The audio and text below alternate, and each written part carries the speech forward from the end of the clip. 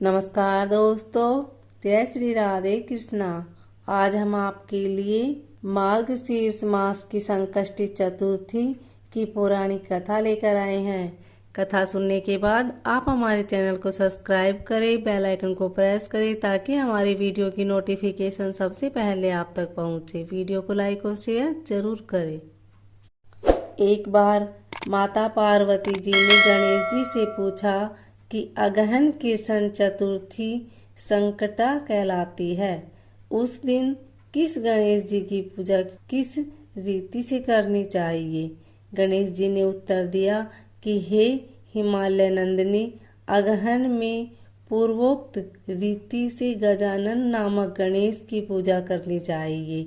पूजन के बाद अर्घ्य देना चाहिए।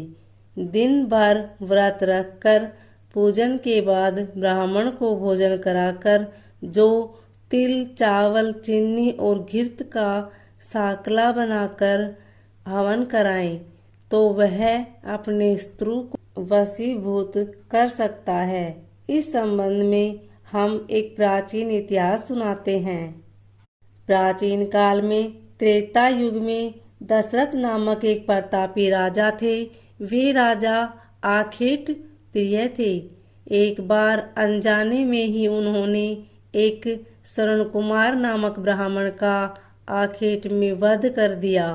उस ब्राह्मण के अंधे माँ बाप ने राजा को श्राप दिया कि जिस प्रकार हम लोग पुत्र शोक में मर रहे हैं, उसी भांति तुम्हारा भी पुत्र शोक में मरण होगा।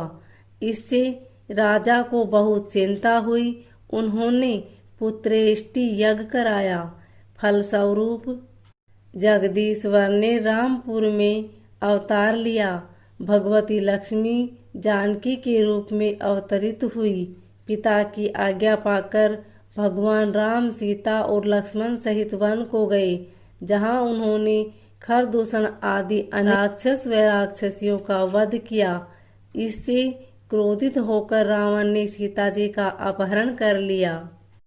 सीता जी की खोज में भगवान राम ने पंचवटी का त्याग कर दिया और ऋष्यमुख पर्वत पर पहुंचकर सुग्रीव के साथ मैत्री की। तत्पश्चात सीता जी की खोज में हनुमान जी आदि वानर तत्पर हुए। ढूंढते ढूंढते वानरों ने गिरधराज सनपाति को देखा। इन वानरों को देखकर सनपाति ने पूछा कि कौन हो, इस वन में कैसे आए हो, तुम्हें किसने भेजा है, यहाँ पर तुम्हारा आना किस प्रकार हुआ है। सनपाति की बात सुनकर वानरों ने उत्तर दिया कि भगवान विष्णु के अवतार दशरथ नंदन राम जी सीता और लक्ष्मण जी के साथ दंडक वन में आए हैं। वहां पर उनकी पत्नी सीता जी का अपहरण कर लिया गया है। हे मित्र, इस बात को हम लोग नहीं जानते कि सीता कहाँ है। उनकी बात सुनकर सनपाति ने कहा कि तुम सब रामचंद्र के सेवक होने के नाते हमारे मित्र हो। जानकी जी का जिसने हरण किया है और वह जिस स्थान पर है वह मुझे मालूम है। सीता जी के लिए मेरा छोटा भाई जटायु अपने प्राण गंवा चुका है।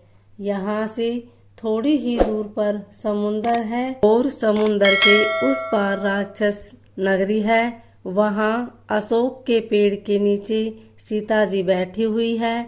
रावण द्वारा अपहृत सीता जी अभी भी मुझे दिखाई दे रही है। मैं आपसे सत्य कह रहा हूँ, सभी वानरों में हनुमान जी अत्यंत पराक्रमशाली है, अतः उन्हें वहां जाना चाहिए। केवल हनुमान जी ही अपने पराक्रम से समुद्र लांघ सकते हैं, अन्य कोई भी इस कार्य में समर्थ नहीं है। सनपाति की बात सुनकर हनुमान जी ने पूछा कि हे संपाति, इस विशाल समुद्र को मैं किस प्रकार पार कर सकता हूँ, जब हमारे सब वानर उस पार जाने में असमर्थ है, तो मैं ही अकेला कैसे पार कर सकता हूँ। हनुमान जी की बात सुनकर संपाति ने उत्तर दिया कि हे मित्र, आप संकट नाशन गणेश चतुर्थी का व्रत कीजिए। उस व्रत के प्रभाव से आप समुद्र को क्षण भर में पार कर लेंगे। संपाति के आदेश से संकट चतुर्थी के उत्तम व्रत को हनुमान जी ने किया। हे देवी, इसके प्रभाव से हनुमान जी क्षण भर में समुद्र को लांघ गए। इस लोक में इसके समान सुखदायक कोई दूसरा व्रत नहीं है।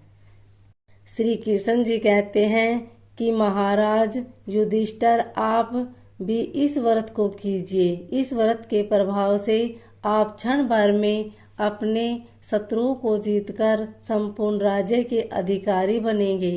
भगवान श्री कृष्ण का वचन सुनकर युधिष्ठिर ने गणेश चतुर्थी का व्रत किया।